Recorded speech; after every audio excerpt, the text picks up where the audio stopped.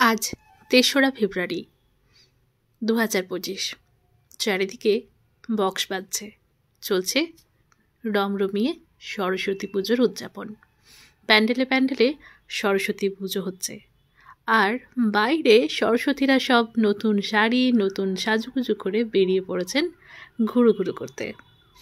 আমিও এতক্ষণ বাড়িতেই ছিলাম, রান্নাবান্না করে খেয়ে তারপর একটু সাইডে আসলাম দেখতে কি হচ্ছে, আজকে কতদূর কাজ এগোচ্ছে সেই সবের একটু নজরদারি করতে। এতক্ষণ পর্যন্ত উকিলবাবুকে পাঠানো হয়েছিল সাইডে। উকিলবাবুর তো আজকাল রূপের কোনো অন্ত নেই দেখছি, যেখানেই পাঠায় সেখানে তার অন্য অন্য রূপ দেখা যায় আর কি।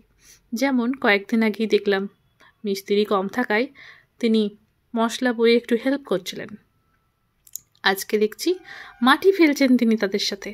মানে ভাবা যায় যে এই উকিলবাবু নাকি নিজের কাজ সামলাতেই পারে না, নিজের জামা কাপড় ধুয়ে পরিষ্কার করতে পারে না, সে এসেছেন নাকি সাইডে কাজ করতে, বলছে ভালো লাগছে। পরবর্তীকালে আবার দেখা গেল সে হেল্প করার পাশাপাশি দেওয়ালগুলোকে একটু জল খাওয়াতে ব্যস্ত।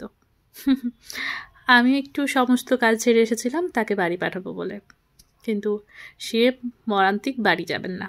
কাজ শেষ হলো তারপরেই সে বাড়ি গেল। এইদিকে যে দুশ্চিন্তার পাহাড় আমার মাথার ওপর পড়ছিল, যে মাটি বালি কিছুই পাওয়া যাচ্ছে না, কি করে ফিলিং হবে, আজকে পাওয়া গেছে। অবশেষে অনেক খোঁজাখুঁজির পর বালি মাটি সমস্ত কিছুর খোঁজ খবর পাওয়া গেছে। আর যেমন ভাবা তেমন কাজ যাকে বলে, সেভাবেই মাটির খোঁজ হতেই মাটি অর্ডার হয়ে গেছে, মাটি সাইডে এসেও গেছে। একদিকে গাঁথনির কাজগুলো প্রায় শেষ হয়ে গেল আজকের মতো।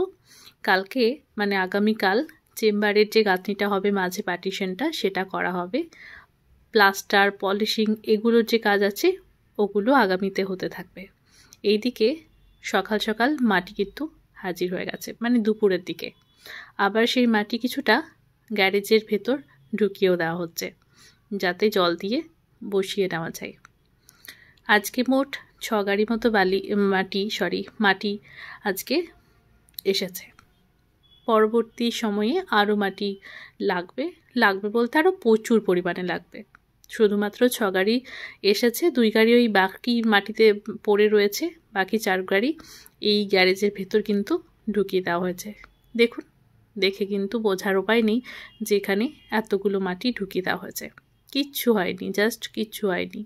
ভাবুন, এখনও বাকি, মানে হিসাব করে ধরতে গেলে 4টে রুম বাকি রয়েছে, মানে ভেতরে 2টো রুম আর বারান্দা, টোটালটাই বাকি রয়েছে। এই পরিমাণ আমাদের মাটি বালি লাগবে। এই মাটিটা বলছিল নাকি ভালো নয়, আর একটু শুকনো ঝুরঝুরে বালি মাটিটা হলে খুব ভালো হয়। তো সেই মাটিটার খোঁজ চলছে, দেখা যাক কতদূর কি খোঁজ খবর নিয়ে পাওয়া যায়। যদি পাওয়া না যায় তাহলে এর সাথে বালি মিক্স করে আপাতত এভাবেই কাজ চালাতে হবে। ওই ধাপে ধাপে মাল পড়বে, একটু চাপাচাপি দিয়ে, তারপর জল দিয়ে, এই ইত্যাদি ইত্যাদি যা সব কাজ করে আর কি। আমি সঠিক টার্মসও জানি না ঠিক মতো, তো সেভাবেই এগুলোকে বসানো হবে আর কি। আর এই যে এতটা উঁচু হয়ে গেছে, এবার তো কাজ করতে অসুবিধা হবে, তাই ভরাট না করলে কাজটাও কিন্তু এগোনো সম্ভব হবে না। কয়েকদিন যাবত আমরা অপেক্ষা করছিলাম, লেবার মিস্ত্রি পাওয়া যাচ্ছে না, সেই কারণে এখন আমাদের সাইডে এই গত 3 দিন ধরে 9 জন করে কাজ করছে। মিস্ত্রি হেল্পার মিলিয়ে 9 জন, মানে ভাবা যাচ্ছে যেখানে 4 জনে টুকটুক করে কাজ করছিল সেখানে 9 জন, মানে ডবলের থেকেও বেশি।